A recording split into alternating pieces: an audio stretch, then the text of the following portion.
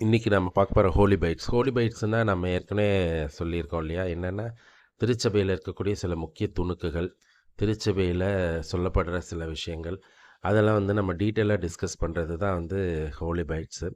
இதை வந்து நம்ம அ ஒரு சின்ன துணுக்கு மாதிரி தெரிவிக்கிறோம்.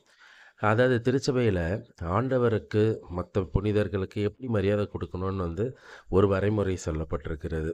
அந்த வரைமுறைப்படி தான் நம்ம ரெஸ்பெக்ட் பண்ணுறோம். லேட்டஸ்ட்டாக போப்பாண்டவர் சொன்ன ஒரு கருத்து வந்து ரொம்ப பரபரப்பாக பேசப்பட்டது அன்னை மரியாதை பற்றி இல்லையா? ஆனால் நம்ம திருச்சபை ஏற்கனவே வழிவகுத்து கொடுத்துருக்காங்க, நம்ம எப்படி யார் யாருக்கு பண்ணணுன்றது. அதோட முதல் இங்கே இந்த படத்தில் நான் ரெப்ரசன்ட் பண்ணியிருக்கிறேன் பாருங்கள்.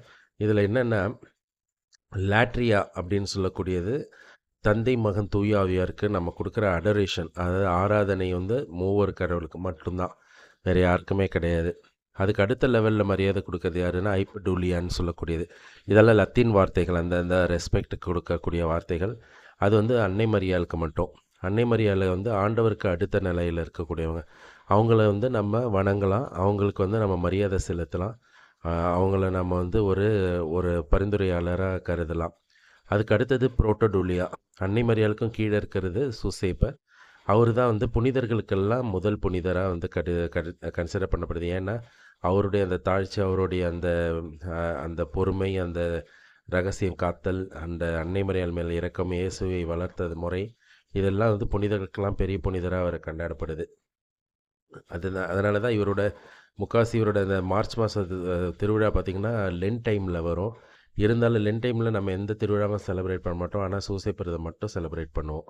அது எதுக்குன்னா அவருக்கு அந்த அளவுக்கு இம்பார்ட்டன்ஸ் திருச்சபையில் கொடுக்கப்பட்டிருக்கு. 4வது துலியா அப்படின்னு சொல்லக்கூடியது. அப்படின்னா வெனரேஷன், அதாவது வணங்குறது.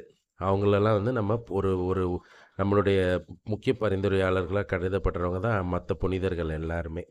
ஸோ முதல்ல மூவர் இறைவனுக்கு, அடுத்தது அன்னை மரியாள், அடுத்தது சூசேப்பர், அதுக்கு அடுத்தது எல்லா புனிதர்கள்.